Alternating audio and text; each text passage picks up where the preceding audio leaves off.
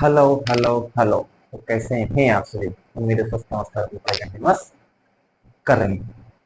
Session 2026-27 के लिए अपन physics की सीरीज को आज से कंटिन्यू कर रहे हैं और ये सिलसिला इसी तरीके से कंटिन्यू रहेगा, है ना। अपन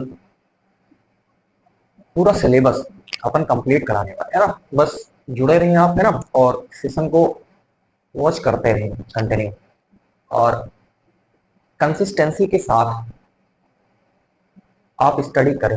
अदरवाइज जब कंसिस्टेंसी अपन की नहीं रहती है देन अपन आगे बढ़ नहीं पाते। ये रूटीन आप बनाएं कि डे बाय डे आपको लगे रहना है उसके पीछे, है ना। देन अपन कोई चीज अचीव कर सकते हैं। अदरवाइज मुश्किल होता है किसी भी चीज को पाने के लिए, है ना।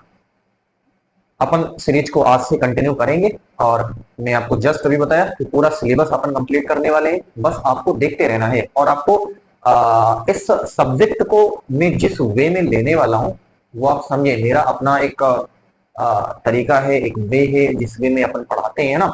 और मैं कोशिश करता हूं कि ऑन द स्पॉट जो भी क्लास करंट में मैं ले रहा हूं, है ना, उसी क्लास ड्यूरिंग द क्लास ही आप उस चीज को समझ लें, उसको आप अपने माइंड में उसको सेट कर लें। कुछ अपना इस प्रकार का तरीका रहता है। कोशिश करते हैं अपन, ट्राई तो करते हैं ना कि कुछ बेहतर ही डिलीवर करा जाए यहाँ से, है ना। और आपको वो कहाँ तक, आपको सेशन कैसे लगते हैं ना, ये तो आप पे डिपेंड करता है कि आप उसको किस वे में देखते हैं और आपको कैसे कैसा लगता है आपको। तो ये आप अपना फीडबैक, है ना, आप उसको जरूर दें। और अगर जेन्युइन में अगर कोई मुझे लगता है कि उसमें कोई इंप्रूवमेंट की नीड है, कोई जरूरत है, तो आप जरूर, है ना, डेफिनेटली अपन उसमें इंप्रूव करने की पूरी कोशिश करेंगे। आपके सजेशंस आप भेजें जरूर, है ना, मैं उसको रीड आउट करूंगा, फिर अपन उसको इम्प्लीमेंट करने की पूरी कोशिश करेंगे।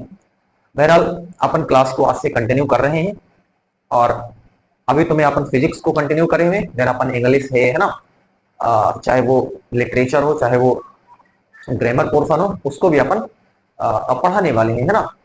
टाइम का थोड़ा सा बाउंडेशन होता है ना, जिस कारण अपन सारी क्लासेस ले नहीं पाते। और भी चाहे वो केमिस्ट्री हो, है ना, जो है चाहे वो मैथमेटिक्स हो, है ना, अपन कई क्लास ले सकते हैं। तो आज अपन इस सीरीज को अपन कंटिन्यू करते हैं। देन अपन इसी तरीके से कारवां अगर बढ़ता है तो अपन और भी क्लासेस को लेने की पूरी कोशिश करेंगे ना। जैसा फीडबैक है तो उसके अनुसार, है ना, अकॉर्डिंग टू योर फीडबैक हम अपन क्या करेंगे, क्लास को उसी तरीके से चलाने की पूरी कोशिश करेंगे, है ना।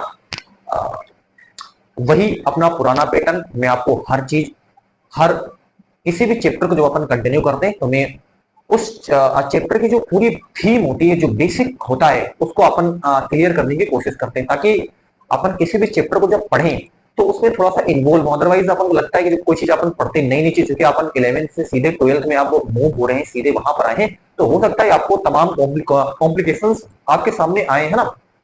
अगर आपने 10th पढ़ा होगा, मैं आपसे थोड़ी सी टॉकिंग कर लूँ, है ना, ताकि आप थोड़ा सा रिलेट कर सको, अपने आप को जोड़ सको प्रीवियस जो आप पढ़ के आए हुए, चाहे वो 10th क्लास पढ़े हो, चाहे वो 11th क्लास आप पढ़े हुए हो, वहां से आप अपने आप को रिलेट करें। आपने 10th क्लास पढ़ा होगा, वहां पर आपने पहला ही चैप्टर आपने पढ़ा होगा, प्रकाश से रिलेटेड आपने चैप्टर पढ़ा होगा, ठीक है। चाहे वो उसमें परावर्तन हो, अपवर्तन हो, ये सारी चीजें आप वहां पर सब चीजें पढ़ करके आए हो ना, उससे आप जोड़ो। जब यहाँ पर आप सेकंड बुक पढ़ोगे क्लास 12 की, जब आप सेकंड बुक पढ़ोगे तो सेकंड बुक में आपको कहीं ना कहीं इसी प्रकाश से रिलेटेड आपका चैप्टर चलाना स्टार्ट करा जाएगा, जिसको अपन किरण प्रकाश की कहते हैं। वहां से अपन इस चैप्टर को क्या करेंगे, रे ऑप्टिक्स, है ना, वहां से अपन सेकंड बुक को अपन चलाते हैं, ठीक है। और जो आपके पास इंस्ट्रूमेंट होते हैं, जो आपके पास ऑप्टिकल इंस्ट्रूमेंट होते हैं, है ना, जो प्रकाशित यंत्र होते हैं, उसको भी आपको सिखाया जाता है। वो सूक्ष्मदर्शी क्या है, वो दूरदर्शी क्या है ना, ये सारी चीजें आपको पहले ही चैप्टर में, है ना, सेकंड बुक में आपको परोसा जाता है, बताया जाता है, ठीक है।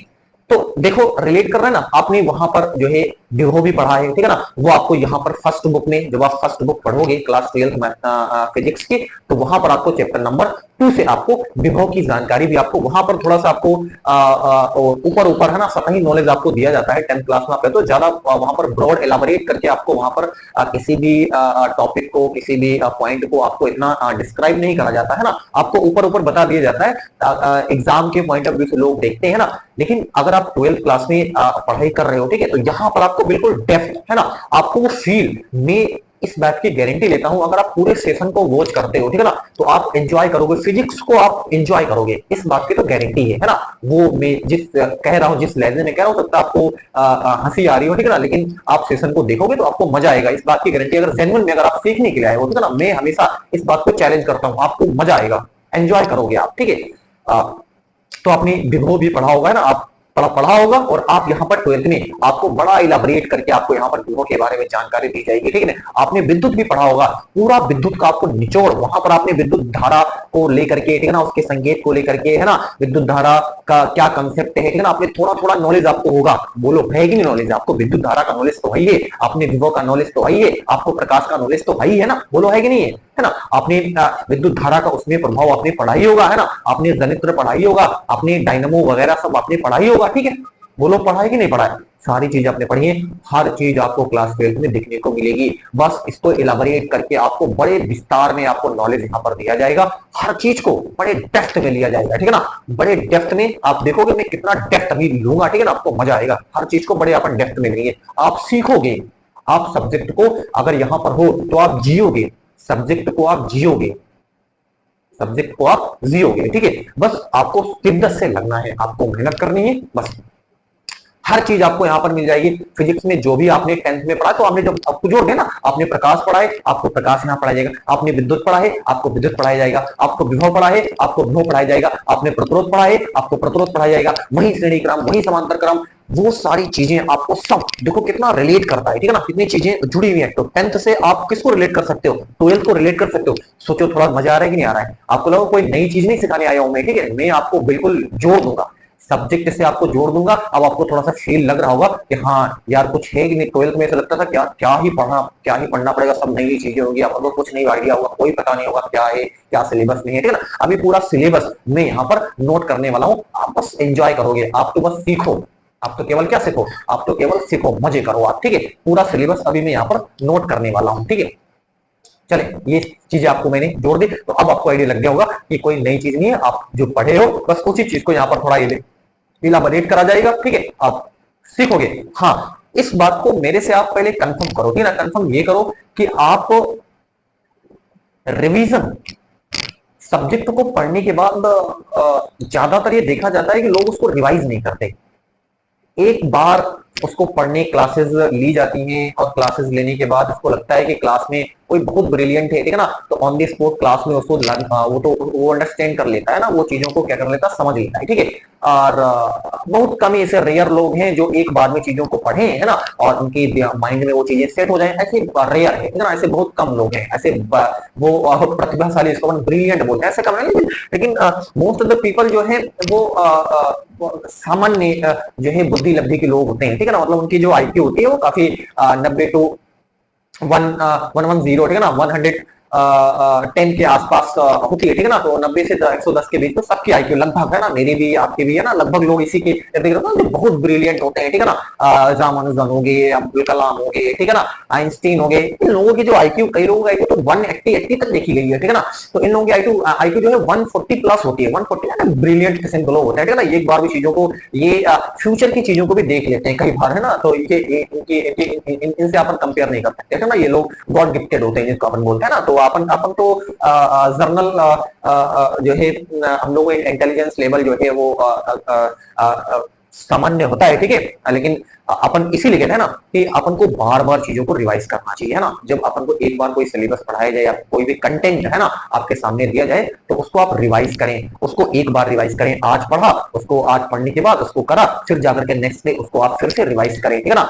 यही एक तरीका है, यही एक वे है, और कोई दुनिया में नो वे, और कोई ऐसा तरीका है ही नहीं, ठीक है ना, कि आप चीजों को अपने माइंड में सेट करके रख सके, ठीक है। यही एक तरीका है कि आप चीजों का रिवीजन करें, चीजों का रिवीजन करें, अगेन एंड अगेन, बार बार उसका रिवीजन करें। आपको चीजें स्टेबिलिटी धीरे धीरे वो पकड़ेगी, और आपके दिमाग में वो चीजें आना स्टार्ट हो जाएगी, वो रहेगी आपके दिमाग में, ठीक है। चलो सेशन को अपन चलाते हैं, आज के सेशन को। और आप मैं जैसा आपको बताया हो ना, आप चीजों को सीखोगे, ठीक है। बस आपको जुड़े रहना है, आपको चीजों को सीखना है ना। मैं ये कहता हूँ आपको रटना नहीं चीजों को, आपको चीजों को क्या करना है, सीखना है। और सिखाने की जो गारंटी है वो मैं ले ही रहा हूँ, ठीक है। बस आपको क्या करना है, आपको शिद्दत से लगना है, बस आप चीजों को क्या कर जाओगे, आराम से सीख जाओगे, ठीक है। चलो मैं अगर सिलेबस की बात करूं, है ना, सिलेबस,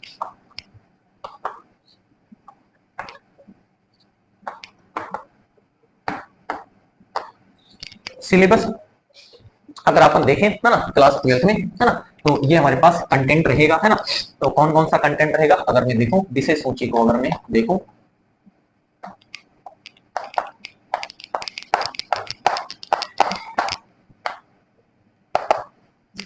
हो सकता है बोर्ड पे आपको विजिबिलिटी थोड़ा सा, है ना, हो सकता है प्रॉब्लम हो, है ना, लेकिन मैं यहाँ से बोल रहा हूँ, ठीक है, उसको आप सुनने की ज्यादा कोशिश करें, ठीक है ना, क्योंकि हर चीज मैं आपके दिमाग में डाल दूंगा, ठीक है। बस आपको केवल क्या करना है, आपको केवल सुनना है, ठीक है। चल, तो विशेष सूची में अगर हम बुक नंबर 1 है ना, तो देखें अभी जो अपन देख रहे हैं वो है आपके पास बुक नंबर 1 का मैटर, है ना। तो आप देखो बुक, जो बुक नंबर 1 आपके पास है उसका मैटर अपन क्या कर रहे हैं, देख रहे हैं, उसमें अपन को क्या क्या पढ़ना है, ठीक है। चलो, उसमें जो पहला चैप्टर अपन पढ़ने वाले हैं वो है अपन जो है विद्युत आवेश तथा क्षेत्र। तो पहला चैप्टर क्या है,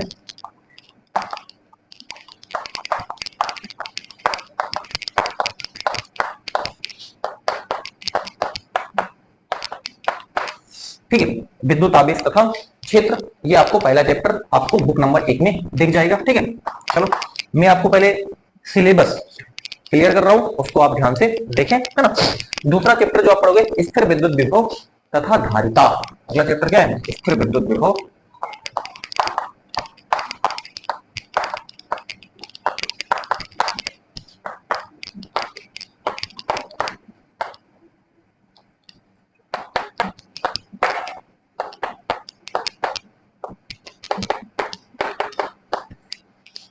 स्थिर विद्युत विभव तथा धारिता, ठीक है, ये आपके पास मिलेगा, ठीक है। नेक्स्ट अगला चैप्टर जो आप पढ़ोगे विद्युत धारा। क्या पढ़ोगे आप, विद्युत धारा पढ़ोगे,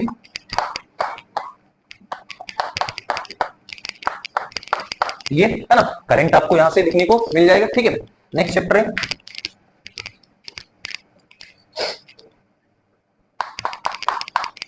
गतिमान आवेश तथा चुंबकत्व, है ना।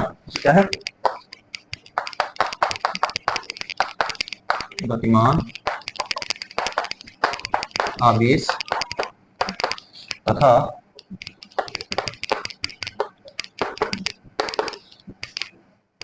गतिमान आवेश तथा चुंबकत्व, है ना। चलो, नेक्स्ट चैप्टर है आपके पास चुंबकत्व तथा द्रव्य या एवं, है ना, है ना, चुंबकत्व एवं द्रव्य या चुंबकत्व तथा द्रव्य, है ना। नेक्स्ट है आपके पास चैप्टर नंबर 6 विद्युत चुंबकीय प्रेरण, है ना।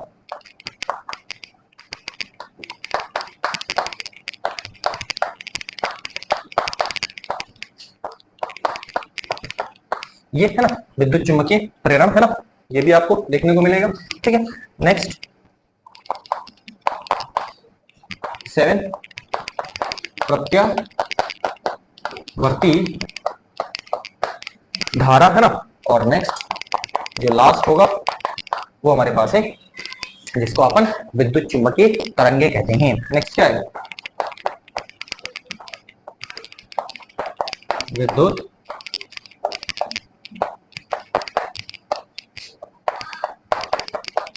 विद्युत चुंबकीय तरंगे। तो बुक नंबर 1 का आपके सामने जो चैप्टर है वो सब मैंने आपने यहाँ पर क्या कर दिया है, परोस दिया है, ठीक है। बुक नंबर 1 में जो आपको पहला चैप्टर में यहाँ से पढ़ाने वाला हूँ वो है आपको विद्युत आवेश तथा क्षेत्र को लेकर के, ठीक है। सेकंड चैप्टर जो आपके सामने है वो स्थिर विद्युत विभव तथा धारिता को लेकर के। तीसरा चैप्टर जो मैं आपको पढ़ाने वाला हूँ वो है विद्युत धारा। और नेक्स्ट चैप्टर जो मैं आपको पढ़ाने वाला हूँ वो है गतिमान आवेश तथा चुंबकत्व, और नेक्स्ट चुंबकत्व तथा द्रव्य, नेक्स्ट विद्युत चुंबकीय प्रेरण, और नेक्स्ट प्रत्यावर्ती धारा, और last chapter of first book is विद्युत चुंबकीय तरंगे, है ना। तो ये जो कंटेंट है ये है बुक नंबर 1 का कंटेंट, ठीक है ना। ये आपको क्या करना है, कंटेंट का मीनिंग, अब ये तो चैप्टर का नाम ही है, ठीक है ना, इसमें कंटेंट आपको देखने को मिलेगा। तो चैप्टर के नाम मैं ये नहीं कहता कि आप इसको रट लो, याद कर लो, लेकिन फिर भी कि अपन को एक्चुअल में किसी भी चीज को अपन जब स्ट्रैटेजी बनाते हैं, अपन क्लास 12 को पढ़ने के लिए आए तो अपन को सबसे पहले स्ट्रैटेजी बनानी पड़ेगी, और हर विषय का कंटेंट क्या है, हर विषय का सिलेबस क्या है वो समझ में आना चाहिए, ठीक है ना, कि अपन को पढ़ना क्या है। देखो अगर अपन स्ट्रैटेजी बना करके किसी भी चीज की पढ़ाई करते नहीं ना, तो अपन बस उसमें उलझे रहते हैं, उसमें ये पढ़ लिया, वो पढ़ लिया, ये पढ़ लिया ना, तो अपन को सबसे पहले पूरा स्ट्रैटेजी बना लेनी होती है ना किसी भी चीज को पढ़ने की। तो अपन फिर जो है स्टेप बाय स्टेप आगे की ओर बढ़ते रहते हैं, चीजें अपने दिमाग में सेट हो ना, क्योंकि अपन क्रम अगर मैं सोचूं कि आपको पहले मैं विद्युत चुंबकीय तरंग पढ़ाऊं तो फिर आपको विद्युत आवेश तथा क्षेत्र पढ़ाऊं, तो ये पॉसिबल नहीं है, ठीक है ना। ये इसी सीक्वेंस में इस चैप्टर को लगाए भी गए हैं ना, ताकि हर चीज रिलेट है। आपने जो है विद्युत आवेश तथा क्षेत्र पढ़ने के बाद ही आप स्थिर विद्युत विभव तथा धारिता की तरफ आए, ठीक है, फिर आप विद्युत धारा की तरफ चले, फिर आप गतिमान आवेश तथा चुंबकत्व की तरफ चले। अदरवाइज आपने इसको उल्टा पुल्टा पढ़ा तो फिर पढ़ तो लोगे आप रट तो लोगे, लेकिन आप समझ डेवलप नहीं कर पाओगे, और जब आप समझ डेवलप नहीं कर पाओगे तो आप अपने विचार, आपके थॉट्स आप खुद प्रेजेंट नहीं कर सकते आप, ठीक है ना। दूसरों के बताई हुई चीजों को ही आप क्या करोगे, जिंदगी भर बताते रहोगे, आप अपने थॉट्स को डेवलप नहीं कर पाओगे। आप अपने थॉट्स को तभी डेवलप कर सकते हो जब आपका डीप नॉलेज होगा, किसी भी सब्जेक्ट का डीप नॉलेज होता है ना, तब अपने थॉट्स को क्रिएट कर सकते हो, अदरवाइज आप अपने थॉट्स को क्रिएट ही नहीं कर सकते। वीडियो को मैं देख रहा था, प्रॉपर चल रही है, कोई दिक्कत वाली बात नहीं है, ठीक है। तो ये बुक नंबर 1 का कंटेंट है ना, रहा चैप्टर है ना। अब यहां पर देखते हैं बुक नंबर, ये है ना, मैं आपको फिजिक्स पढ़ा रहा हूँ, ठीक है ना, और भी विषय चाहे वो केमिस्ट्री हो, चाहे इंग्लिश हो, इंग्लिश ग्रामर हो, ठीक है ना, चाहे वो आपके पास मैथमेटिक्स हो, है ना, वो भी ली जाएगी ना, बहुत जल्द मैं उसको भी लाने की कोशिश करूंगा। बहरहाल आप इसको देखें और एंजॉय करें। चलो बुक नंबर 2, इसमें जो अपन पढ़ने वाले हैं, जो पहला चैप्टर आपके सामने है वो है किरण प्रकाश की। वो क्या है, किरण तथा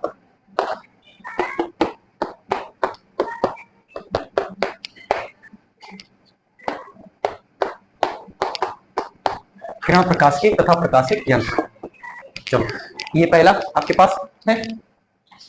दूसरा चैप्टर है तरंग प्रकाश की।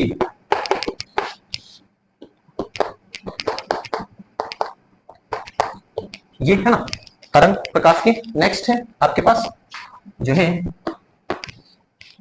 चैप्टर नंबर 3 है ना, जिसको अपन क्या बोलते हैं, विकिरण,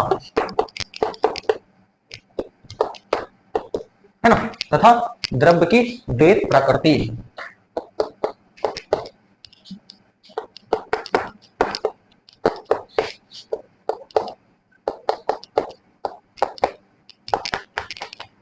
द्रव्य की द्वैत प्रकृति, ठीक है। चलो नेक्स्ट है आपके पास अगला चैप्टर है, जिसको अपन क्या बोलते हैं, परमाणु,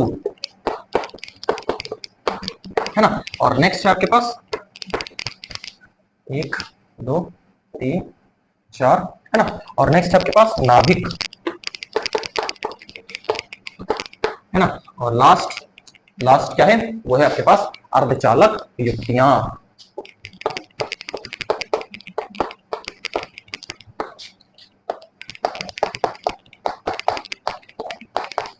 ये देखो, ये आपके पास है बुक नंबर 2 का कंटेंट, है ना, उसके चैप्टर आपके सामने है। अब मैंने आपके सामने पूरी जो बुक है, वो पूरा बुक का सारा चैप्टर है ना, के जो नाम है, अपन को क्या क्या पढ़ना है, वो सब यहाँ पर परोस दिया है, ठीक है। ये आपके माइंड में होना चाहिए, ठीक है ना। आपको जैसे कुछ भी सोचो, आप खटाक से आपके दिमाग में क्लिक करना चाहिए कि हाँ ये हमारे बुक में है, ठीक है ना। अब आपको यही आइडिया नहीं होगा कि हमारे बुक में है या नहीं है, कौन सा चैप्टर है ना, तो इसी में भ्रम में रहोगे तो फिर सीखोगे कैसे। तो अब इसको फ्रेम बना ले, अपने दिमाग में फ्रेम बनाए, है ना। जैसे मैं सोच पा रहा हूँ ऐसे आप भी सोच पाओगे ना। देखो प्रैक्टिस ये है ना, आप जितना ज्यादा प्रैक्टिस करोगे, ठीक है, मैं भी भूलता हूँ आप भी भूलोगे, मैं भी रिवाइज करता हूँ आप भी रिवाइज करोगे, मैं भी जो है चीजों को पढ़ता हूँ आप भी चीजों को पढ़ो, ठीक है। तो चीजों को पढ़ना पड़ता है, आप बार बार चीजों को पढ़ते हो, थोड़ी मास्टरी होती चली जाती है ना। आप चीजों को पढ़ते नहीं हो, मैं भी चीजों को पढ़ता नहीं हूँ तो मैं भी भूल जाता हूँ, आप भी चीजों को नहीं पढ़ोगे तो आप भी भूल जाओगे। ये सबके साथ ये नेचर है, ये ह्यूमन का क्या है, ये ह्यूमन का नेचर है। अगर आप सोचते हो कि नहीं नहीं एक बार में याद हो जाएगा, नहीं नहीं हमको सब हम पढ़ेंगे नहीं, हमको एक बार में पढ़ लेना है, हम दोबारा पढ़े, हमारा मन नहीं करता, तो मेरा मन नहीं करता तो फिर क्या ही करें, ठीक है ना। फिर क्या ही कर पाओगे, कुछ कर ही नहीं पाओगे, ठीक है। मन करना पड़ेगा, मन को बनाना पड़ता है ना। देन अपन कुछ किसी काम को अंजाम तक पहुंचाते, जब अपन मन नहीं बना पाते, अपन बॉडी पे अपना कंट्रोल नहीं है, ठीक है ना, तो फिर जब मन को अपन कंट्रोल नहीं कर पा रहे, ठीक है, तो मन को जब कंट्रोल नहीं कर पा रहे तो फिर क्या ही कंट्रोल करोगे, ठीक है। चलो, तो देखते हैं, आप विषय सोचिए एक बार में फिर तो इसको आपको क्या कर दो, आप पढ़ दो, है ना। ये पढ़ने वाले क्या है आपके पास, जो बुक नंबर 1 है उसमें जो पहला चैप्टर है वो है, मैं बार बार क्यों पढ़ रहा हूँ, मैं बार बार इसलिए पढ़ रहा हूँ क्योंकि मैं एक बार पढ़ूंगा आप सुनोगे, दो बार पढ़ूंगा क्योंकि अपन देखो बोल भी रहा हूँ वो भी आप सुन रहे हो, आपको भी दिखाई दे रहा है देख भी रहे हो, ठीक है ना, बोल भी रहे आपको दिखाई भी दे रहा है, मैं बोल भी रहा हूं, डबल चीजें हैं। जब डबल चीजें आपके सामने आती है ना, कि आप देख भी रहे हो, कोई बोल भी रहा है, वो भी सुन रहे हो, तो वो ज्यादा स्ट्राइक करता है दिमाग में और ज्यादा अच्छे तरीके से बेटर चीजें आपको समझ में आती है, ठीक है। तो बुक नंबर 1 का कंटेंट आपके सामने विद्युत आवेश तथा क्षेत्र, दूसरा इसके विद्युत धारा, अगला चैप्टर आपके पास है विद्युत धारा, और नेक्स्ट चैप्टर आपके पास है गतिमान आवेश तथा चुंबकत्व, ठीक है ना। और फिर आपके पास क्या है, चुंबकत्व तथा द्रव्य, और नेक्स्ट आपके विद्युत चुंबकीय प्रेरण, है ना। और नेक्स्ट आपके पास जो है वो है प्रत्यावर्ती धारा, और लास्ट चैप्टर जो है वो हमारे पास है विद्युत चुंबकीय तरंगे, ठीक है। और सेकंड बुक को आप देखोगे तो सेकंड बुक का जो आपके पास चैप्टर है वो आपके सामने है किरण प्रकाश की तथा प्रकाश के केंद्र, दूसरा है आपके पास तरंग प्रकाश की, और अगला चैप्टर जो है विकिरण, है ना, अर्थात द्रव्य की द्वैत प्रकृति, ठीक है। फिर आपके पास परमाणु आपको पढ़ाया जाएगा, और परमाणु में हर वो फिनोमिना, आप पूरी फिजिक्स जब पढ़ोगे ना तो एंजॉय करोगे, और सोचा नहीं होगा कि यार क्या है, मजा आ गया, ठीक है ना, एंजॉय हो जाएगा, ठीक है। जब ये सेकंड में बुक पढ़ाऊंगा, ठीक है, तो आपको आपकी आपकी जिंदगी में उतार दूंगा, है ना। परमाणु जब मैं पढ़ाऊंगा तो आपकी जिंदगी में यूरेनियम की थॉट्स आपके सामने डेवलप कर दूंगा कि यूरेनियम कितना पावरफुल है, कितना खतरनाक है। यूरेनियम यूरेनियम U-235 U-238 कितना खतरनाक है, कितना पावरफुल, इसका संवर्धन कैसे होता है, ठीक है ना, किसे इनरिचमेंट कैसे करते हैं उसका, ठीक है। आपको मैं हर वो बेसिक थीम आपके दिमाग में डालने की पूरी कोशिश करूंगा, और क्यूरियोसिटी आपके अंदर डेवलप करने की पूरी कोशिश, और आपके अंदर क्यूरियोसिटी डेवलप भी होगी, आप मेरे से क्वेश्चन पुट अप करोगे कि ऐसा कैसे, वो हाइड्रोजन बम किस तरीके से वर्क करता है, परमाणु बम कहां बनता है, परमाणु बम कैसे वर्क करता है, ठीक है ना, किस तरीके से अपार ऊर्जा हाइड्रोजन बम में अपार ऊर्जा का जो है प्राप्त होती है आपको, बहुत सारी परमाणु जो है जो परमाणु बम होते हैं उसमें भी बहुत सारी ऊर्जा आपके सामने बनती है, ठीक है। तो ये सारी चीजें आपके सामने में जब परोसूंगा, और आपके सामने वो छोटे छोटे पॉइंट्स लेकर के भी आपके सामने आऊंगा, ठीक है, कि किस तरीके से कितना खतरनाक परमाणु बम हाइड्रोजन बम साबित हो सकता है ना, मान और पूरे जो है इस वर्ल्ड के लिए, ठीक है ना, तो वो भी आपके सामने दिखाया जाएगा, ठीक है। चलो, नाभिक आपके सामने, नाभिक का आपने बहुत जाना होगा, नाभिक का इसमें इसमें आपको जो है एक रदरफोर्ड का आपको एक एक्सपेरिमेंट आपको जो है बताया जाएगा, उस एक्सपेरिमेंट में हर पहलू को आपके सामने, नाभिक के बारे में आपको नॉलेज है, आपने केमिस्ट्री में इसको पढ़ाई होगा, ठीक है ना, नाभिक के बारे में। लेकिन नाभिक का फिनोमिना क्या है, नाभिक को अपने दिमाग में बिठाए कैसे, नाभिक के पीछे का लॉजिक क्या है, नाभिक को समझे कैसे, कैसे दिमाग में उसको जो है उसके थॉट को डेवलप करे अपने दिमाग में, ठीक है ना। मैं हर वो कोशिश करूंगा कि मैं उसको आपके दिमाग में बिठा दूं, है ना, आपको रटना नहीं पड़ेगा, आपको ये चीज आपके दिमाग में खुद खुद बैठ जाएगी आप, ठीक है। चलो, फिर अर्धचालक युक्तियां, और जब मैं इसको अर्धचालक युक्तियों में बहुत कुछ तो सिलेबस में हट गया है, चाहे वो गेट वगैरह होते ना, गेट वगैरह सिलेबस में आपके रहा नहीं, आपको हो सकता है नीट वगैरह जब आप उसकी स्टडी करो, है ना, तो वहां पर आपको हो सकता है दिखने को मिल जाए, अदरवाइज यहाँ से क्लास 12 के सिलेबस से बहुत जो लास्ट वाला पोर्सन है, चाहे वो गेट हो, है ना, ये चीजें आपके सामने हटाई जा चुकी है, ठीक ना। लेकिन इसमें भी आपको बहुत सारे पहलू, है ना, आपके सामने जो है ट्रांजिस्टर हो, डायोड हो, है ना, तो बहुत सारे ऐसे पहलू हैं जो आपके डेली लाइफ से जुड़े हुए हैं, ठीक है ना, वो भी आपके सामने दिखाया जाएगा, बताया जाएगा, ठीक है ना। और आपको सामने यहाँ पर ये सारी चीजें, करंट है ना, करंट आपको बिल्कुल चलती हुई दिखाई जाएगी, कि करंट की थॉट आपके सामने डेवलप करी जाएगी, और करंट को आप जिंदगी में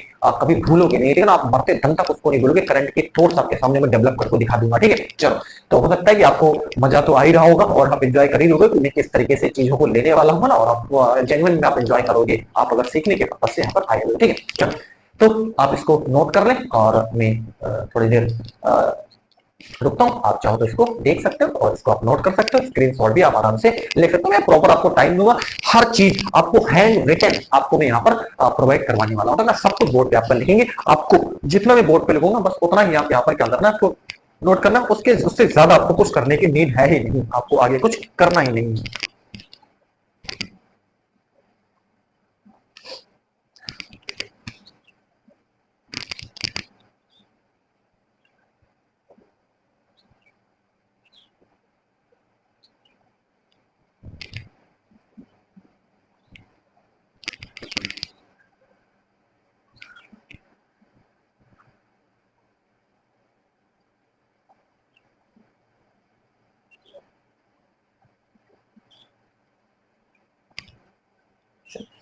आपने नोट कर ही लिया होगा, अपन आगे बढ़ जाते हैं, और अब स्टार्ट अपन कर रहे हैं सिलेबस को। तो आपको आइडिया लगे होगा सिलेबस में ये चीजें आपको पढ़नी है ना, और आपको बहुत कुछ पता भी होगा है ना। जैसे आवेश के बारे में आपने 10th में पढ़ा है, आपने ब्लो के बारे में 10th में पढ़ा है, आपने धारा के बारे में 10th में पढ़ा है, आपने जो है और भी चुंबक के बारे में भी आपने 10th में बेसिक नॉलेज आपने चुंबक की भी ले रखी है ना। जो है ये भी विद्युत चुंबकीय प्रेरण से रिलेटेड भी आपने बातें पढ़ी है ना। हो सकता है आपको नॉलेज ना हो ना, प्रत्यावर्ती धारा भी हो सकता है कि आपने थोड़ा बहुत जो है आपके सामने नॉलेज हो, निर्दिष्ट धारा, प्रत्यावर्ती धारा, इसके बारे में आपने थोड़ा सा नॉलेज आपने जरूर लिया होगा, ठीक है। और आगे आपने इधर भी आपने पढ़ा होगा, प्रकाश के बारे में पढ़ने पढ़ा होगा, तरंग आपके सामने नई चीजें आपके सामने है ना, फिर आपके सामने नई चीजें ही आपको दिखाई जाएंगी, ठीक है, नई चीजें आपके सामने रहेंगी। तो बहुत कुछ आपने पढ़ा भी हुआ है और बहुत कुछ आपने नहीं भी पढ़ा हुआ है। जो पढ़ा है ठीक ठाक, नहीं पढ़ा है तो वो तो मैं कर ही रहा हूँ, ठीक है। सारी चीज मैं आपको यहाँ पर डिस्कस करूंगा।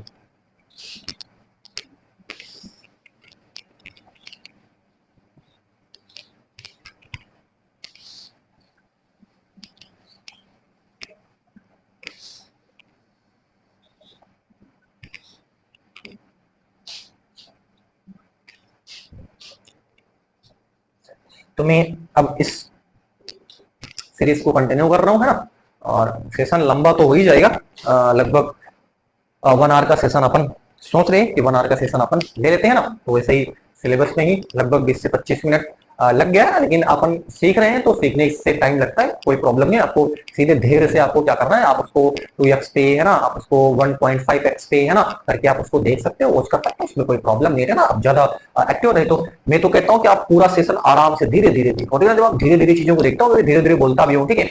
वैसे भी मेरी स्पीड है ही वो निकल ही जाती है, जब मैं एक रिदम में होता है, सिस्टम में होता हूँ, तो फिर स्पीड ऑटोमेटिक है ना, वो पता नहीं क्या है, वो सिस्टम बनी जाता है, फिर वो निकलती रहती है निकलती रहती है, ठीक है ना। तो उस स्पीड को लेकर के आप 2x पे देखोगे तो वो 2x का मतलब हो गया तो 3x हो गया, ठीक है ना। आप 2x पे चलोगे ना तो 3x ही है, ठीक है। आप 1.5 पे देखोगे तो वो जो है 2.5 पे चल रहा है, ठीक है ना, यानी वो बढ़ी जाएगा अपने आप, ठीक है, स्पीड है ही, ठीक है। चलो अब अपन यहाँ से कंटिन्यू कर रहे हैं, और मैं जो है बुक एक को क्या अपन क्या कर रहे हैं, कंटिन्यू कर रहे हैं। इसी तरीके से अपन सारी जो है सेकंड बुक को भी अपन कंप्लीट करेंगे। चलो तो चैप्टर अपन यूनिट नंबर पढ़ने जा रहे हैं। अपन यूनिट नंबर 1 है स्थिर विद्युतिकी, है ना। यूनिट नंबर 1 है हमारे पास स्थिर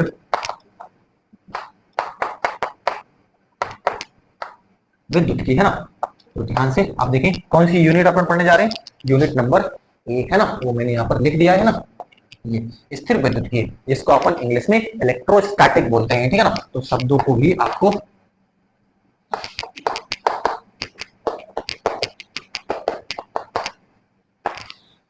है ना, इलेक्ट्रोस्टैटिक, ठीक है। तो आप शब्दों को भी आपको क्या रखना है, जो है थोड़ा इंग्लिश में भी हो सकता है, अपन हिंदी मीडियम पढ़ रहे हो, ठीक है, लेकिन जो है आपको इंग्लिश के जो वर्ड हैं उनको आपको आना चाहिए, ठीक है, क्योंकि आप बीएससी वगैरह करोगे, ठीक है। तो कुछ शब्द को आपको तो जरूर याद होना ही होना चाहिए ना, कि स्थिर विद्युतिकी का मतलब होता है इलेक्ट्रोस्टैटिक, ठीक है। इतना तो आपको ना, कोई भी आपसे पूछ सकता है कि यूनिट नंबर 1 क्या है ना, तो आप इलेक्ट्रोस्टैटिक बता करके भी आप अपना काम चला सकते हो, ठीक है। मैं सबसे पहले डिस्कस करूं विद्युतिकी का क्या मतलब है ना। इस जो स्थिर विद्युतिकी है उसमें विद्युतिकी का क्या मायने हैं, मैं आपको वो डिस्कस करूं, है ना। तो देखो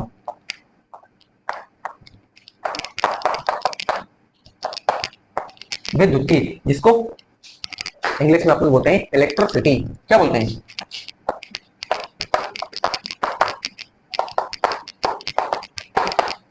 विद्युतिकी का क्या मतलब होता है, विद्युतिकी को इंग्लिश में अपन क्या बोलते हैं, इलेक्ट्रिसिटी, है ना। हो सकता है आपको नॉलेज ना हो, हर बेसिक में आपको क्लियर करूंगा, बेसिक आपके, मैं कहता हूँ ना, आपके दिमाग में घुसेड़ दूंगा, कंटेंट आपके दिमाग में चला जाएगा, आपको फील भी नहीं होने दूंगा कि आपने इस चीज को सीख लिया है, ठीक है ना। मस्ती से सिखा देंगे आपको चीजों को, ठीक है। चलो यूनिट नंबर 1 है स्थिर विद्युतिकी, जिसको अपन इलेक्ट्रोस्टैटिक बोलते हैं, और इसमें एक शब्द हमने जानने की तरफ है, विद्युतिकी का क्या मायने हैं, विद्युतिकी, है ना। इसको विद्युतिकी बोलो, है ना। आप प्रोनाउंसिएशन से आप चक्कर में ना पड़ो, है ना, विद्युतिकी बोल लो, है ना, प्रोनाउंसिएशन नो प्रॉब्लम, ठीक है। चलो इलेक्ट्रिसिटी, इंग्लिश में क्या बोलते हैं इसको, अपन इलेक्ट्रिसिटी बोलते हैं। क्या है विद्युतिकी, ये एक ब्रांच है फिजिक्स की। फिजिक्स की क्या है, विद्युत की जो है फिजिक्स की एक ब्रांच है, यानी भौतिक विज्ञान की एक शाखा है। क्या करा जाता है इसमें, इसमें अपन आवेश तथा उससे संबंधित गुणों का अध्ययन किया जाता है। सिंपल, विद्युत का क्या मतलब है? विद्युत की एक ब्रांच है, किसकी ब्रांच है? फिजिक्स की ब्रांच है, यानी भौतिक विज्ञान के क्या है? ब्रांच है, जिसके अंतर्गत आवेश व उससे संबंधित गुणों का अध्ययन किया जाता है। सिंपल, ठीक है। चलो, तो इस बात को मैं हर चीज को आपको रिटन फॉर्म में मैं दूंगा, सब चीज को अपन को लिख देगा। जितना यहाँ पर मैं लिख रहा हूँ उतना ही आपको क्या करना है, और हर चीज को, जैसे कोई चीज हो जिसे ना समझ में सोचो मैं भूल जाऊं, ठीक है ना, तो ये हो सकता है। फिर आपको क्या करना पड़ेगा, उस मेन पॉइंट को आपको नोट करना है ना। वैसे तो मैं जो कुछ भी लिख रहा हूँ आपको हर चीज नोट करनी चाहिए, हर चीज आपको क्या करना चाहिए? नोट करना चाहिए, ठीक है। चलो, तो ये क्या होता है, तो अपन यहाँ पर इसको देखें, ये क्या होती है? तो ये होती है भौतिक विज्ञान की वह शाखा, यहाँ पर लिखते हैं अपन, भौतिक विज्ञान की वह शाखा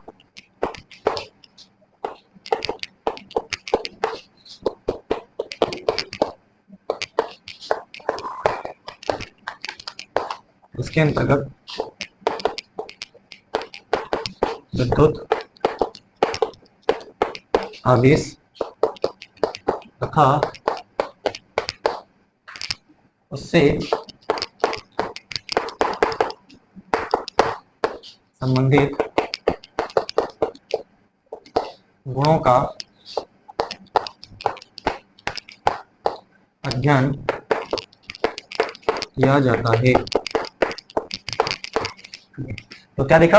भौतिक विज्ञान की वह शाखा जिसके अंतर्गत विद्युत आवेश तथा उससे संबंधित गुणों का अध्ययन किया जाता है। ओवरऑल हमें क्या करना होता है? इस विद्युत में आवेश के बारे में पढ़ना होता है। इसके बारे में पढ़ना होता है, आवेश के बारे में वो पढ़ना होता है।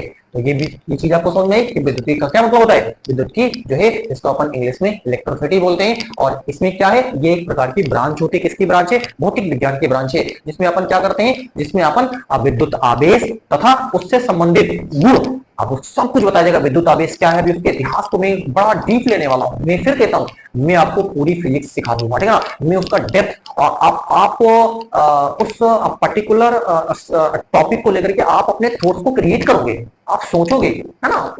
देखते जाओ आप, ठीक है। चलो, वो उससे संबंधित गुणों का अपन अध्ययन करते हैं। वो हमारे पास क्या होता है? विद्युत की होता है, ठीक है। चलो, विद्युत की खुद भी दो भागों में बटी हुई है, ठीक है ना। विद्युत की जो भौतिक विज्ञान की शाखा है वो खुद दो भागों में क्या है? बटी हुई है, ठीक है। तो मैं आपको दिखाता हूं, ये देखो है आपके पास विद्युत की,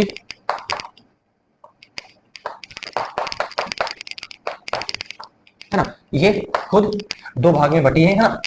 एक पार्ट है इसका, वो हमारे पास है, जिसको अपन स्थिर विद्युत की कहते हैं। वो क्या कहते हैं? स्थिर विद्युत की, स्थिर, ये है ना। और इसका जो दूसरा भाग पार्ट है वो है हमारे पास, यानी विद्युत की के भी दो भाग है। एक भाग इसका स्थिर विद्युत की, और दूसरा भाग है जो है हमारे पास धारा विद्युत की।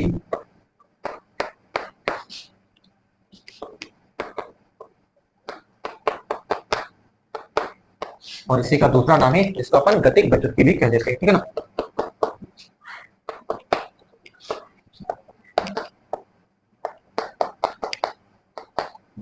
ये देखो, ठीक है। तो आप आराम से देखें, है ना। जो विद्युत की आपके सामने है वो भी दो भागों में क्या है?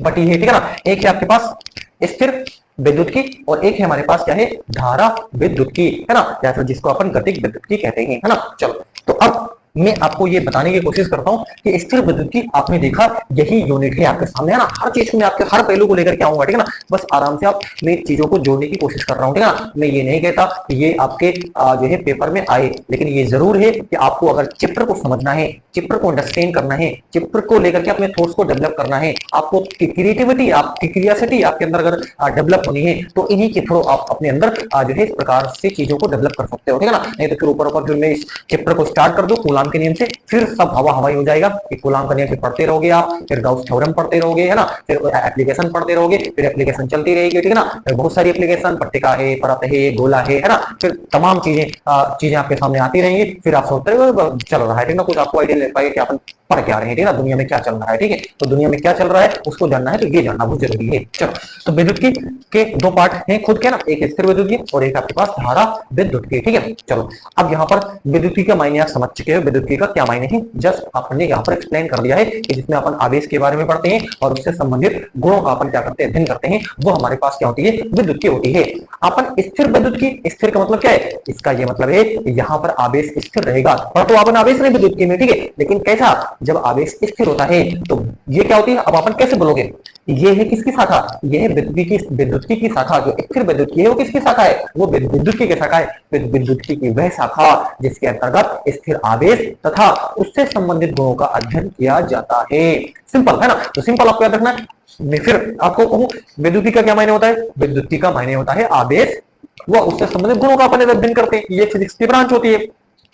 स्थिर विद्युत की, स्थिर स्थिर विद्युत का मतलब होता है विद्युत का मतलब आवेश से है ना, और आवेश कैसा, स्थिर आवेश, तो ये क्या होती है, ये है विद्युत की शाखा, तो विद्युत की वह शाखा जिसके अंतर्गत स्थिर आवेश तथा उससे संबंधित हर चीज को तथ्यात्मक लॉजिकली आपको मैं क्या करूंगा, एक्सप्लेन कर रहा हूं यहाँ पे, ठीक है। तो स्थिर आवेश तथा उससे संबंधित गुणों का अध्ययन करते हैं, वो है हमारे पास का स्थिर विद्युत की। तो मैं हर चीज को लिखता ही हूं ना, तो हर चीज को मैं अपन एक एक करके लिख भी देते, लेकिन आपको यहाँ पर याद रखें कि यहाँ पर जो बात करी जाएगी वो दायरे में रह करके है ना, कि स्थिर आवेश को लेकर के, है ना, आवेश क्या रहेगा, रुका हुआ होगा। आवेश क्या होगा, आवेश को 2 चैप्टर तक अपन क्या रखेंगे, रोक के रखेंगे। मैं आपको भी एक्सप्लेन कर दूं, 2 चैप्टर तक, चैप्टर नंबर 1 विद्युत आवेश तथा क्षेत्र में आवेश रुका हुआ रहेगा, चैप्टर नंबर 2 है ना, जो यूनिट नंबर 2 चैप्टर नंबर 2 है वो स्थिर विद्युत विभव तथा धारिता, यहाँ भी चैप्टर आपके सामने, यहाँ पर भी जो आवेश है वो रुका हुआ रहेगा। फिर धारा विद्युत की जैसे ही आपके सामने स्टार्ट होगा, फिर वो आपके सामने जो है धारा विद्युत की आपके सामने कंटिन्यू हो जाएगी, क्योंकि आवेश प्रवाह के दर को क्या बोलते हैं, धारा बोलते हैं, है ना, तो वहां पर गति वाला आवेश आपके सामने काम कर जाएगा, ठीक है।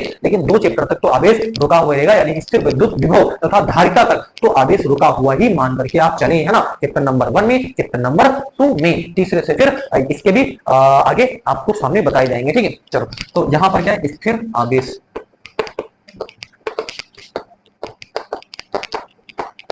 है ना, और यहाँ पर किसकी बात करी जाएगी, गतिमान आवेश,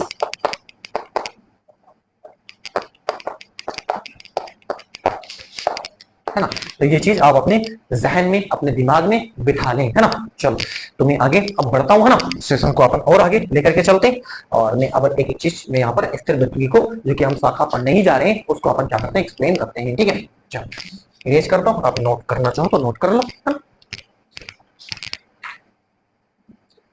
लाइट वाला भी कोई इशू है नहीं, प्रॉपर लाइट अभी चल रही है ना।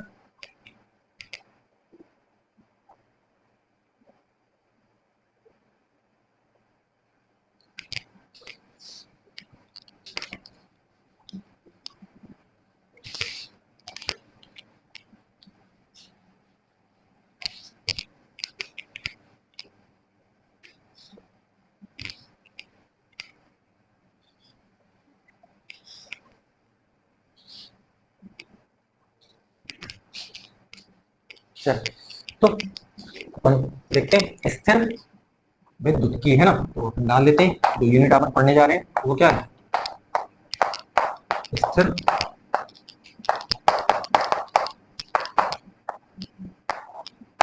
जिसको अपन क्या बोलते हैं, इलेक्ट्रोस्टैटिक बोलते हैं, इलेक्ट्रोस्टैटिक बोलते हैं अपन, ठीक है। तो ये क्या है, विद्युत की वह शाखा, ये जस्ट अपन को सुनाया है,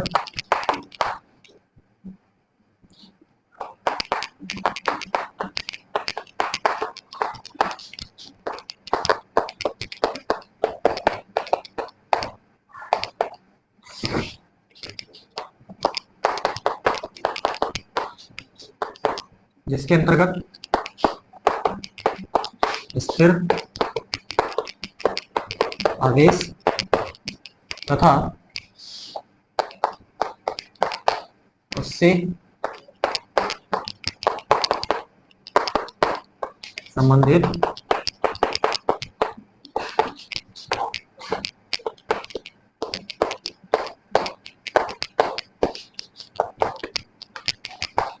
अध्ययन किया जाता है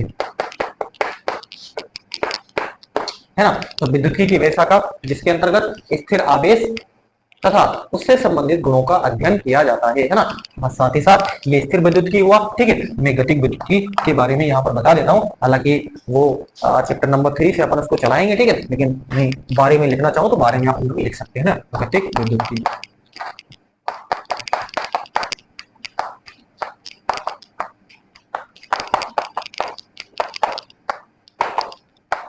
क्या लिखना चाहोगे? वैद्युतिकी की वह शाखा, ये भी किसकी शाखा है? वैद्युतिकी की है ना।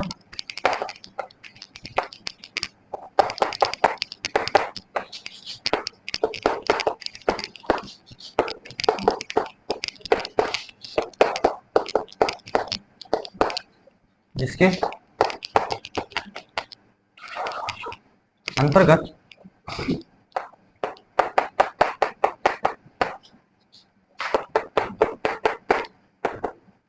गतिमान आवेश तथा उससे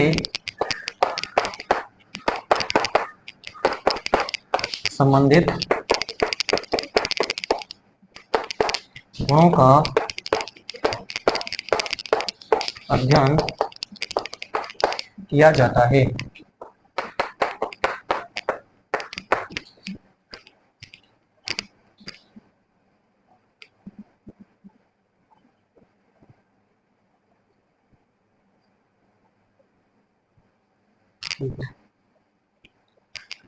चलिए, है ना, थोड़ा सा नेटवर्क वाला इशू हो गया था ना।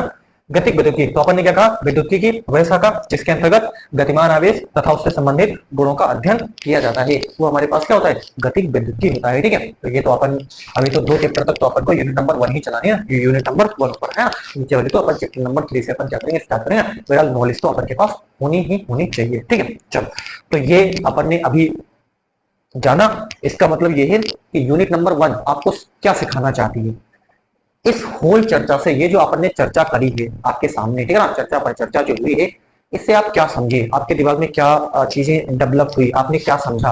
आपने यही समझा होगा कि जो है कहीं ना कहीं हम आवेश को लेकर के जानने वाले हैं, आवेश के विषय में हम यहाँ पर क्या करने वाले हैं? पढ़ने वाले हैं। ठीक है, चलो, तो अब हम उसी आवेश को यहाँ पर क्या करते हैं? चैप्टर को चलाते हैं। आवेश से अपन क्या करते हैं? इस चैप्टर को स्टार्टिंग कर देते हैं। ठीक है ना, ये तो अभी तो अपन ने इस भूमिका को तैयार कर रहे हैं। अभी तो अपन क्या होमवर्क है ना, तो अभी तो अपन भूमिका क्या कर रहे हैं? तैयार कर रहे हैं। ठीक है,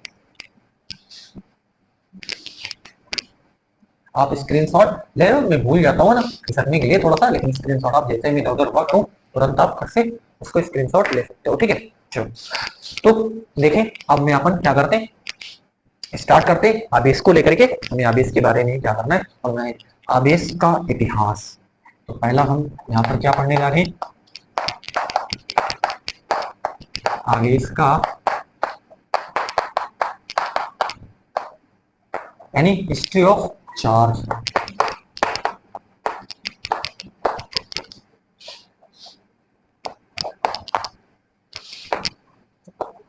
तो अपन हिस्ट्री ऑफ चार्ज को क्या करेंगे? अब समझेंगे, उसको जानेंगे, है ना, कि आवेश का एक्चुअल में इतिहास क्या रहा है। ठीक है, आप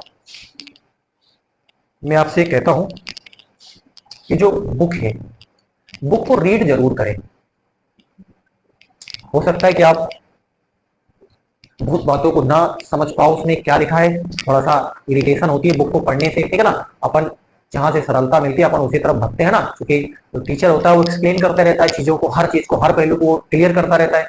अपन जब खुद बुक को पढ़ते हैं तो उसमें समझे नहीं पता कि कौन सा इंपॉर्टेंट है, कौन क्या है, कैसे पढ़े, क्या पढ़े, वो इरिटेट होते हैं, बोरिंग होता है, फिर उसको उठा करके पटक देते हैं, पढ़ना ही बंद कर देते हैं। ठीक है ना, लेकिन हमें पढ़ना चाहिए, हमें कुछ ना कुछ तो आइडिया लगेगा ये कि अपन यहाँ से, जैसे मैंने एक्सप्लेनेशन दी है ना, आपने पूरा चैप्टर को एक्सप्लेन करा, आपने एक सेशन लिया। ठीक है, अब यहाँ से जो भी मैंने पढ़ाया है, ऐसा नहीं है कि वो जो है इस अर्थ की है ही नहीं, वो बुक में मिलेंगे ही नहीं। कई बुक से ही तो पढ़ने पढ़ा है, बुक से ही पढ़ा है, आपको बुक से ही चीजों को अपन भी देखते हैं, तुम भी बुक से देखो। ठीक है ना, अपन चीजों का सार निकालते हैं, आप भी चीजों का सार निकालो, कोशिश करो, है ना, और कोशिश करोगे तो जेन्युइन में आपको उसका प्रॉफिट मिलेगा। ऐसा नहीं कि कोशिश करोगे तो फिर उसका प्रॉफिट नहीं मिलेगा, प्रॉफिट मिलता है ना। बस आपको लगता है कि नहीं मेरे को मिल रहा है, मेरे को कोई प्रॉफिट नहीं हो रहा है, मेरे को इरिटेशन होती है, परेशानी होती है ना, कुछ नहीं होता है ना, आपको मिलेगा प्रॉफिट आपको। ठीक है ना, लेकिन आपको करना चाहिए, आपको ये चीज जरूर करनी चाहिए। ठीक है, चलो, अब इसके इतिहास को अपन लेकर के चलते हैं। मैं अपनी स्टोरी को क्या करता हूँ आपके सामने सुनाता हूँ ना। देखो, हर लेक्चरर जो होता है, हर सबके अपने थॉट्स होते हैं,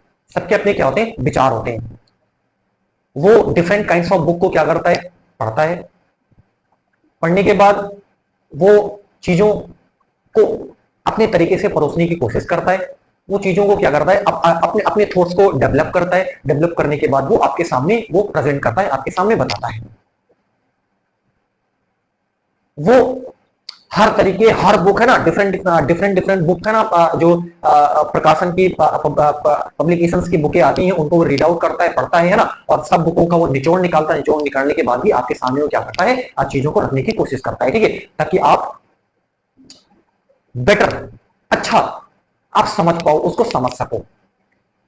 तो सबका अपना तरीका होता है, सबका अपना रवैया होता है बताने का, ठीक है। मेरा अपना एक रवैया है, मैं अपने तरीके से चीजों को डिलीवर करता हूं। कोई और होगा, उसका अपना तरीका होगा चैप्टर को चलाने का, चैप्टर को स्टार्ट करने का। कोई दूसरे तरीके से चालू, कोई गुलाम के नियम से चालू कर देता होगा, कोई सीधे आवेश की परिभाषा लिखा देता होगा कि आवेश की परिभाषा ये फला फला है, और अब गुलाम का नियम पढ़े, गॉस पढ़े, गॉस के एप्लीकेशंस पढ़े, फिर चैप्टर को गॉस के एप्लीकेशन से फिनिश हो गया ये। लेकिन मेरा अपना तरीका है, मैं चैप्टर को इस प्रकार से चलाता हूं कि मैं आप देखो, अगर आप मेरी कॉपी करोगे तो फिर मेरी कॉपी कर लो, कोई प्रॉब्लम नहीं।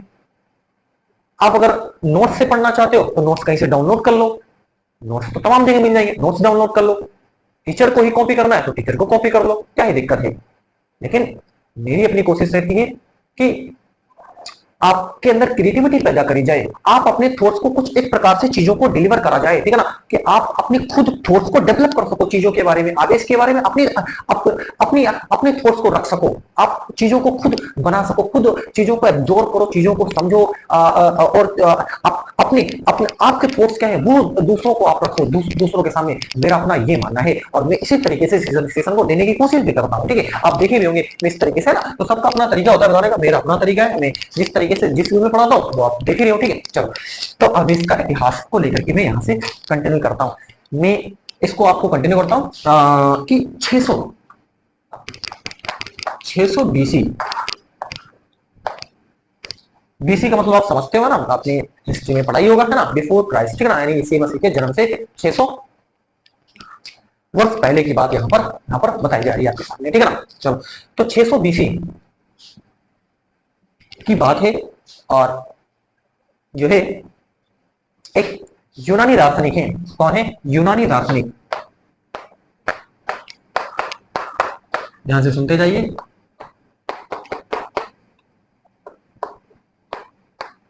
यूनानी दार्शनिक है कौन? थैलेस। यूनानी दार्शनिक है थैलेस। तो फिर से मैं आपको बताऊं, 600 बीसी की बात है, बहुत समय पहले, लगभग 2800 वर्ष पहले, आज से 2700-2800, ठीक है। यूनानी दार्शनिक थैलेस, थैलेस, ठीक है। ये कहां के हैं? यूनानी दार्शनिक है। ये क्या करते हैं? ये बाल्टिक सागर के किनारे, कहा? बाल्टिक सागर के किनारे हल्के भूरे रंग का एक रिलीज, एक जो है चिपचिपा पदार्थ क्या करता है, इनको मिलता है, या इन्होंने पाया। कैसा था? रेजिलियस। मैं आपको फिर से सुनाऊं, मैंने कहा 600 बीसी की बात है, एक यूनानी दार्शनिक है थैलेस, ये बाल्टिक सागर के किनारे एम्बर, बाल्टिक सागर के किनारे एम्बर, एम्बर शायद छूट गया होगा, मैं फिर से एक बार आपके सामने क्लियर कर दूं। एम्बर नामक पदार्थ को क्या करते हैं, ये पाते हैं, कहां पाते हैं? बाल्टिक सागर के किनारे। और ये एम्बर कैसा था? हल्के भूरे रंग का था और चिपचिपा था। ये क्या देखते? ये जो एम्बर है, इसको जब अपन जानवरों की खाल से रगड़ते हैं तो ये हल्के सूक्ष्म कणों को अपनी ओर आकर्षित करने लग जाता है। बड़ी गजब की चीज। आज से 2800 साल पहले आप सोचो कि कोई पदार्थ दूसरे पदार्थ को आकर्षित कर रहा है। आज से 2800 साल पहले ना कोई टेक्नोलॉजी, कुछ भी नहीं, लोगों को लगा हुआ कि ये तो ईश्वरीय शक्ति है। जादू तो ना लगा होगा लोगों को, चीजें कहीं लिख दी गई होंगी। आप खुद ही सोच लो, 2800 साल पहले की बात है, 2800 साल पहले की बात है, सोच लो जरा, है ना। तो लोगों को ये इतनी तवज्जो नहीं मिली, इस बात को इतनी तवज्जो नहीं मिली, ठीक है। तो मैं एक बार फिर से यहाँ पर आपको बता दूं, ये क्या देखते हैं? ये एम्बर, है ना, ध्यान से देखें, एम्बर। तो 600 बीसी की बात है, यूनानी दार्शनिक है थैलेस, इनको क्या मिलता है? इनको मिलता है एम्बर। कहां मिलता है? बाल्टिक सागर के किनारे। मैं लिखता चलता हूं ना,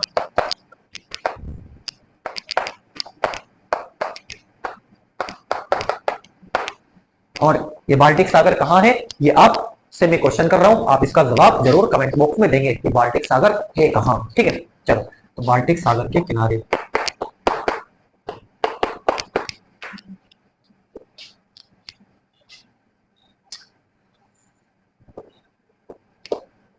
हल्के भूरे रंग का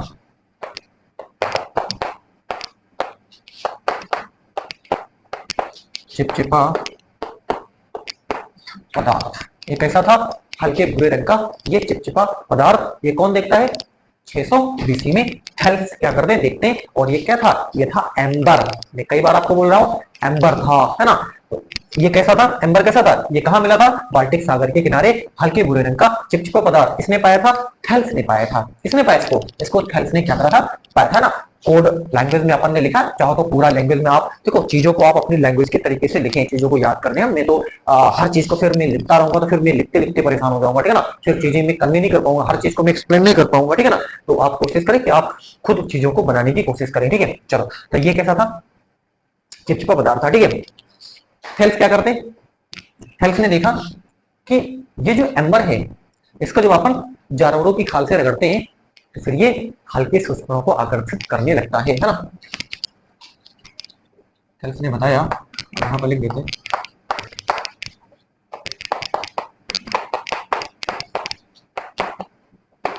कि जब इस एम्बर को जानवरों की खाल से रगड़ते हैं तो ये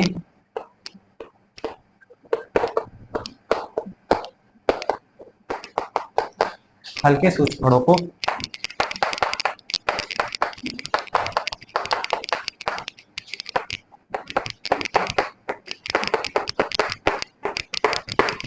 आकर्षित करने लगता है, ठीक है।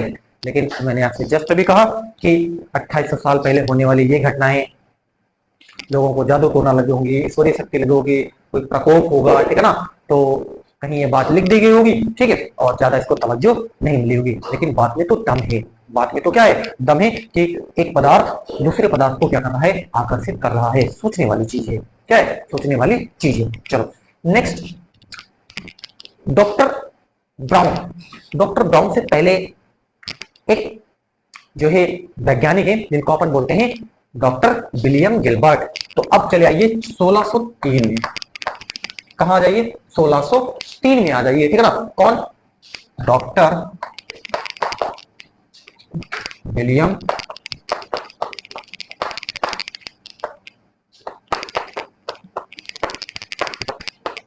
विलियम गिलबर्ट, है ना, डॉक्टर विलियम गिलबर्ट क्या कहते हैं, विद्युत रोधी पदार्थों को आपस में रगड़ने से उनमें हल्के सूचकांकों को आकर्षित करने का गुण उत्पन्न हो जाता है।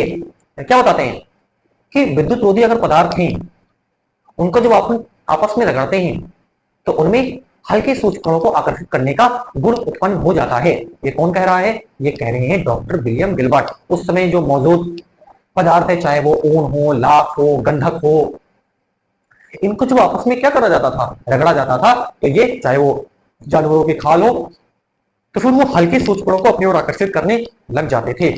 यानी इनकी बात को और तवज्जो मिली, इनकी बात को, हेल्थ की बात को और तवज्जो मिल जाती है। कब, 1603 में, जब कौन बताता है, डॉक्टर विलियम गिलबर्ट बताते इस चीज को कि जो विद्युत रोधी पदार्थ हैं उनको जब अपन आपस में रगड़ते हैं तो वो हल्के सूचकांकों को अपनी ओर आकर्षित करने लग जाते हैं।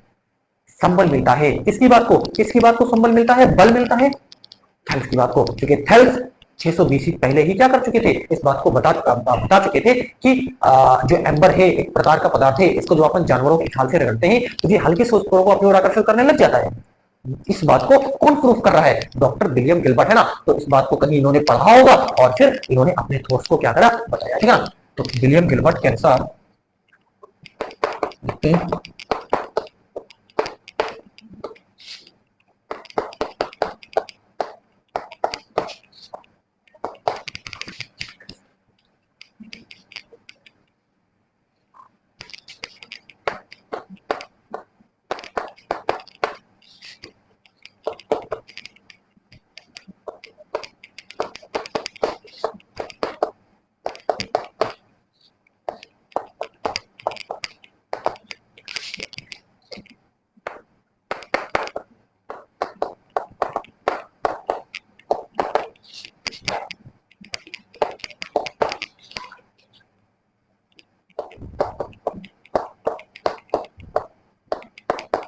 है ना। डॉक्टर विलियम गिलबर्ट के अनुसार विद्युत रोधी पदार्थों को आपस में रगड़ने से उनमें हल्के सूक्ष्म कणों को आकर्षित करने का गुण उत्पन्न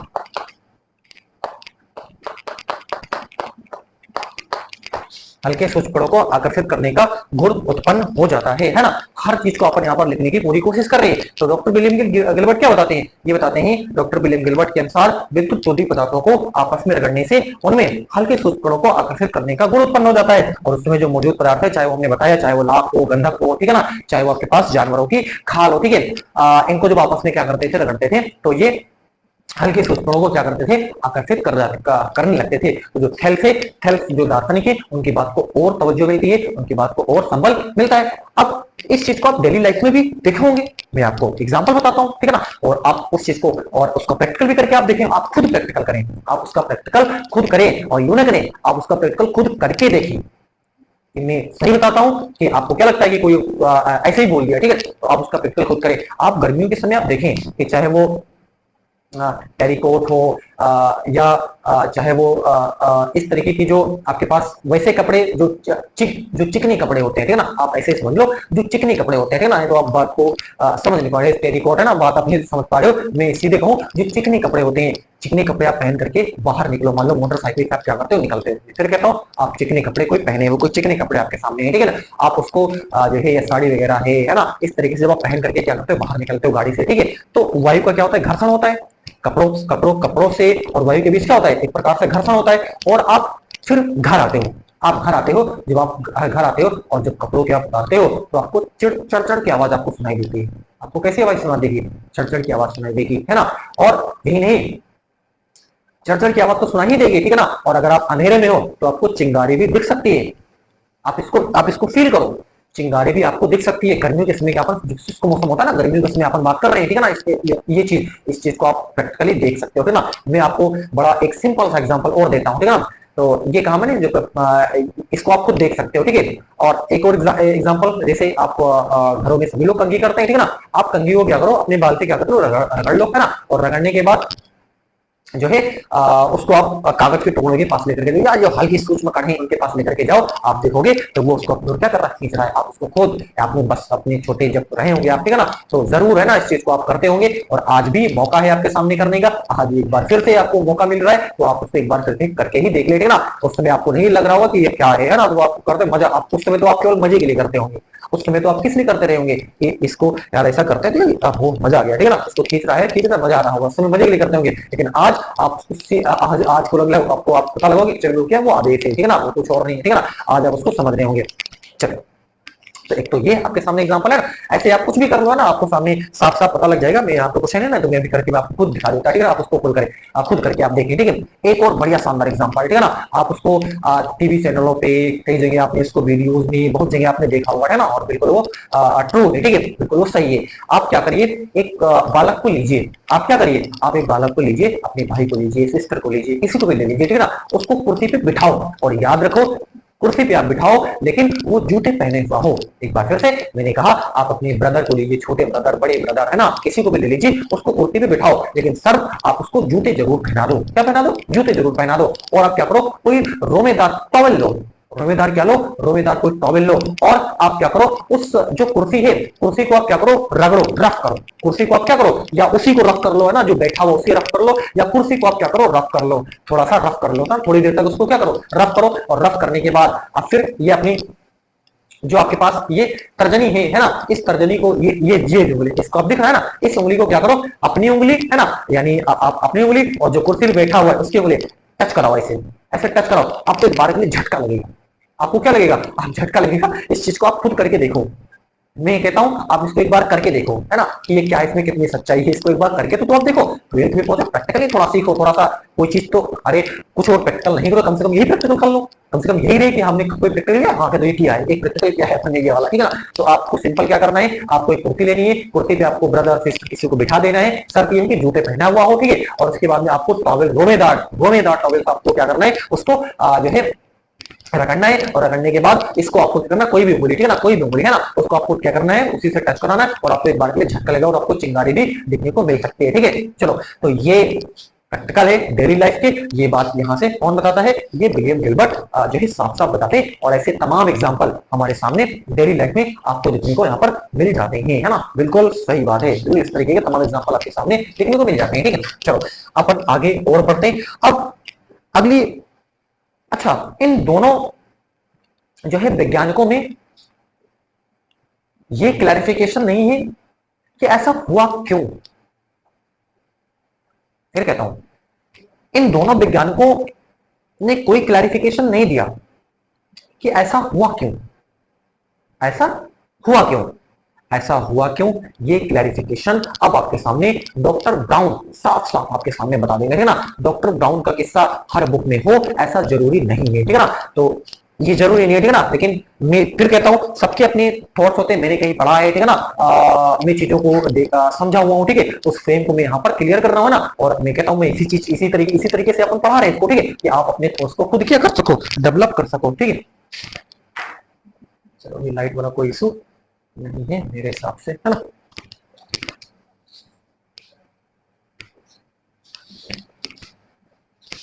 अभी अपन हिस्ट्री ऑफ चार्ज को समझने की तरफ है, और उसी को अपन क्या कर रहे हैं, देख रहे हैं, है ना।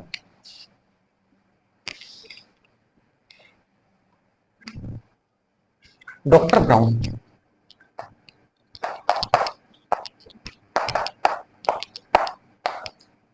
मैं फिर कहता हूं डॉक्टर ब्राउन का किस्सा हर बुक में हो ऐसा जरूरी नहीं है, ठीक है। चलो, डॉक्टर ब्राउन क्या कहते हैं कि वह ऊर्जा जो विद्युत रोधी पदार्थों को आपस में रगड़ने से उनमें हल्के सूक्ष्मकणों को आकर्षित करने का गुण उत्पन्न कर देती है, विद्युत या विद्युत की कहलाती है। साफ क्या है, यानी डॉक्टर ब्राउन साफ कह रहे हैं कि यहाँ कोई जादू नहीं हुआ है, कोई जादू नहीं हुआ है, बस रगड़ने से जो उत्पन्न यांत्रिक ऊर्जा है उसका विद्युत ऊर्जा में रूपांतरण हुआ है, उसका क्या हुआ है, यांत्रिक ऊर्जा का विद्युत ऊर्जा में रूपांतरण हुआ है। बात ये आप साफ समझ लें, यहाँ कोई जादू नहीं हुआ है, यहाँ केवल यांत्रिक ऊर्जा का विद्युत ऊर्जा में रूपांतरण हुआ है, बस सिंपल, ठीक है। चलो, तो मैं यहाँ पर लिख देता हूं, वह ऊर्जा जो विद्युत रोधी पदार्थों को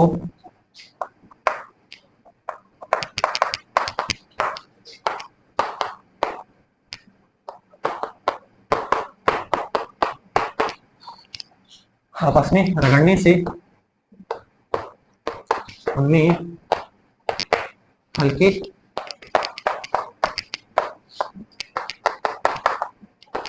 सूक्ष्म कणों को आकर्षित करने का गुण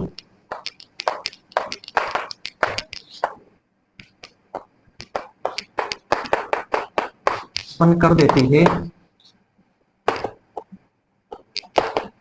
विद्युत या जिसको अपन इलेक्ट्रिसिटी कहलाती है।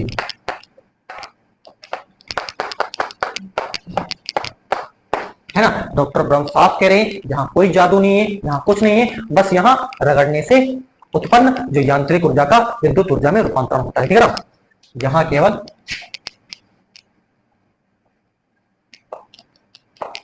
डॉक्टर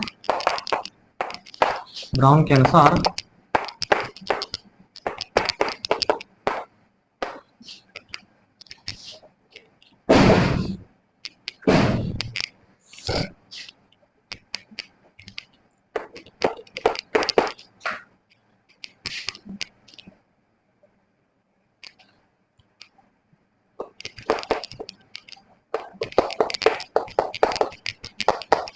विद्युत रोधी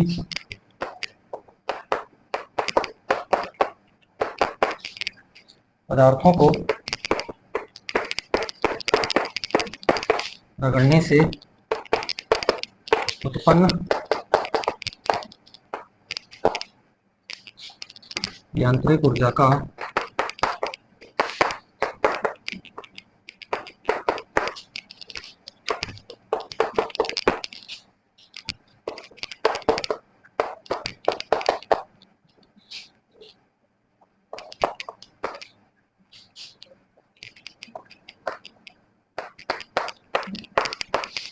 चलो यहाँ कोई जादू टोना नहीं हो रहा है, डॉक्टर ब्राउन साहब कह रहे हैं। यहाँ पर क्या करें, यहाँ विद्युत रोधी पदार्थों को रगड़ने से उत्पन्न यांत्रिक ऊर्जा का विद्युत ऊर्जा में रूपांतरण हुआ है। क्या हुआ है, यांत्रिक ऊर्जा का विद्युत ऊर्जा में रूपांतरण हुआ है, ठीक है ना। चलो तो ये यहाँ पर आपको जानने को मिला, ठीक है। और जिन पदार्थों में ये गुण उत्पन्न होता है, कौन सा गुण, कौन सा गुण, जो हल्के सूक्ष्मों को अपनी ओर आकर्षित करने लग जाता है। ये जो प्रॉपर्टी है, जो गुण उत्पन्न होता है, जिस पदार्थ में गुण उत्पन्न होता है, उस पदार्थ को विद्युत में या इलेक्ट्रिफाइड कहते हैं, है ना। जिस पदार्थ में ये गुण उत्पन्न होता है, जिस पदार्थ में यह गुण उत्पन्न होता है,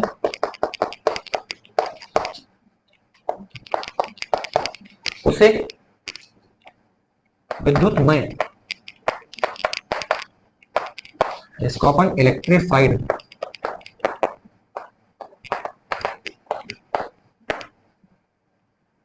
या आगे या अपन जो है आवेशित, है ना, चार्ज इंग्लिश में इसको बोलते हैं, कहा जाता है ना। तो जिस पदार्थ में ये गुण उत्पन्न होता है, उसे विद्युत में, या जिसको अपन इलेक्ट्रिफाइड या इसी को आवेशित, जिसको अपन चार्ज कहा जाता है।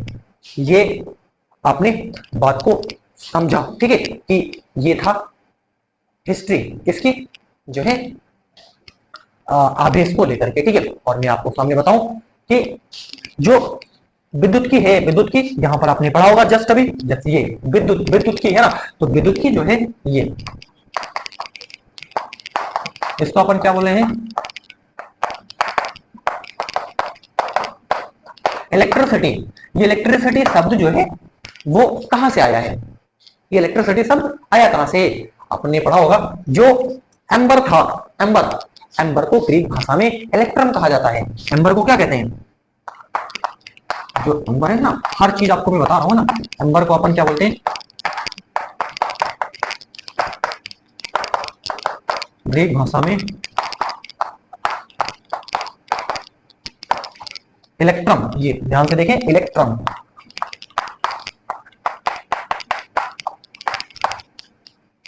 इलेक्ट्रम कहा जाता है। एम्बर को क्या कहते हैं, एम्बर को ग्रीक भाषा में इलेक्ट्रम कहते हैं।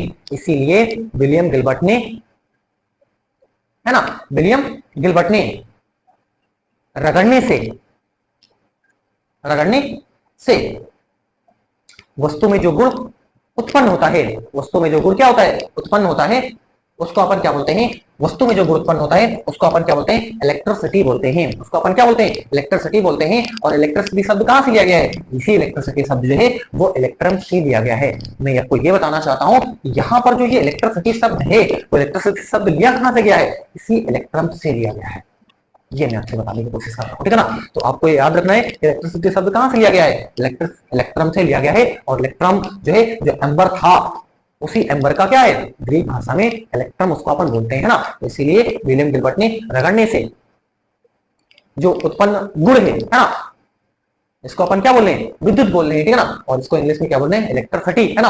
और इसी इलेक्ट्रिसिटी को इसी इलेक्ट्रम एम्बर से क्या करा गया है, लिया गया है, ठीक है। तो ये बात आपको दिमाग में रखनी है कि जो इलेक्ट्रिसिटी है वो किससे लिया गया है, इलेक्ट्रम शब्द से लिया गया है। तो ये आज की चर्चा रही। मैं यहाँ बस यहीं पर अपने आपको क्या करता हूँ, कंक्लूड कर रहा हूँ, है ना। बहुत बताने की कोशिश करिए, हर पहलू को अपन ने क्लियर करने की कोशिश करिए, फिर भी इंसान सर्वज्ञ नहीं है। मैं ये कहता हूँ कोशिश कर सकता हूँ, ठीक है ना, मैं बार बार आपको टर्न ले लेता हूँ, ठीक है ना, लेकिन ये भी आप समझे कि इंसान यहाँ पे सर्वज्ञ नहीं है। हर इंसान दुनिया में जो आया वो सीख रहा है कंटिन्यू, है ना। मैं भी उसी सीखने के क्रम में हूँ, है ना, और आप भी सीखने के क्रम में हो। हर इंसान परफेक्ट होने की कोशिश करता है, ठीक है। तो इसमें हो सकता है कि खामियां हो, गलतियां हो, है ना, जो है एरर हो, ठीक है। तो आप उसको सजेस्ट करें मेरे को आते ना कि कहाँ पर कोई प्रॉब्लम, कहाँ पर कोई गलती हुई है, ठीक है, तो आप बताएंगे, उसको अपन इम्प्रूव करने की कोशिश करेंगे।